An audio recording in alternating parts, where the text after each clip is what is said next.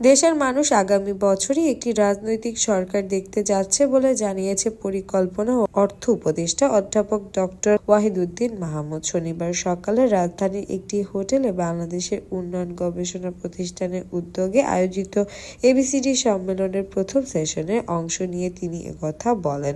Doctor Wahiduddin Mahmud বলেন, অর্থনৈতিক ও আয় বৈষম্যের এই মুহূর্তে বড় একটি দুশ্চিন্তার বিষয়। বৈষম্য দূর করতে মানসম্পন্ন শিক্ষা দরকার, যেখান থেকে অনেক দূর রয়েছে বাংলাদেশ। ওয়াহিদুদ্দিন বলেন, তবে উন্নত দেশ থেকে পাওয়া সুযোগ সুবিধা অব্যাহত রাখার ব্যাপারে আলোচনা চলমান। অনেক দেশই ইতিবাচক সাড়া দিয়েছে।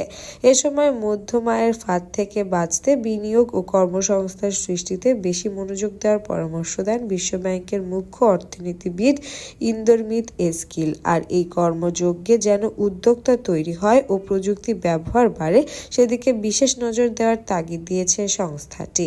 সেমিনারে আগামীতে নিরবিচ্ছিন্ন জ্বালানি সরবরাহের চ্যালেঞ্জ মোকাবেলার স্বল্প, মধ্যম ও দীর্ঘমেয়াদী পরিকল্পনা সাজানোর পরামর্শ দেয় বিশ্বব্যাংক।